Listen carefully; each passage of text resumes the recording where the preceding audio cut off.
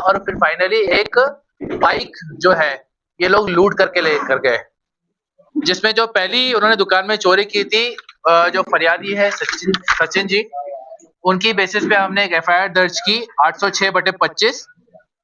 उसी तरह गोपाल चंद्र जी सोनी जी के यहाँ से भी जो उन्होंने चोरी की, उनके यहाँ से भी हमने एक एफआईआर दर्ज की। कमल मेवाड़ी जी का यहाँ से जो है जो बाइक उठाई उसके बेसिस पे, और फाइनली एक जो जगह प्रयास किया उसके बेसिस पे। इन चारों के बेसिस पे हमने 4 एफआईआर दर्ज की, और एफआईआर जो है हमने डकैती की धाराएं लगाई है, क्योंकि ये 12 लोग आए थे, 12 लोग बाइकों से आए थे, बाइक पर इनके पास राइफल भी थी जिससे उन्होंने एक फायर भी किया था, हवाई फायर। तो एक तरह का उन्होंने एक प्रयास किया था यहाँ पर चोरी, लूट और डकैती का।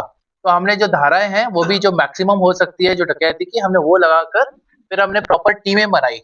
टीमों का सबसे पहले हमारे लिए इंफॉर्मेशन चैलेंज ये था कि ये लोग कौन है, उनको आइडेंटिफाई करें।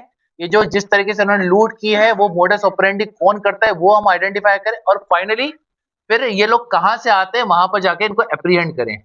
सिस्टमेटिक तरीके से हमने सबसे पहले सीसीटीवी फुटेज की बेनिफिट से, उनके रक्की करने के रूट से, इनके आने के रूट से और जाने के रूट से, टेक्निकल एनालिसिस के रूट पे हमने आइडेंटिफाई किया, और मोडस ऑपरेंडी के बेसिस पे हमने आइडेंटिफाई किया कि गुना के पारदी गैंग है।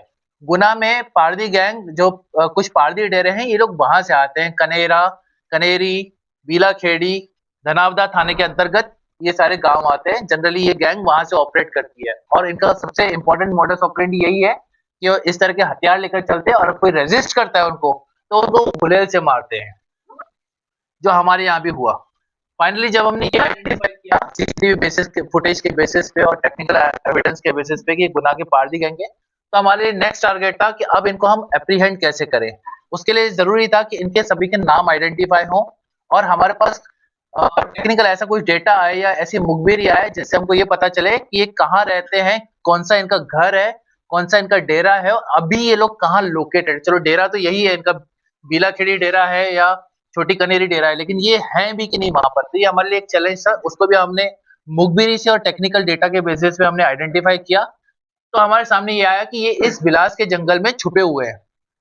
बिलास के जंगल में जब हमको पता चला ये लोग छुपे हुए हैं, तो हमने फिर उसमें सिस्टमैटिक टीमें बनाई।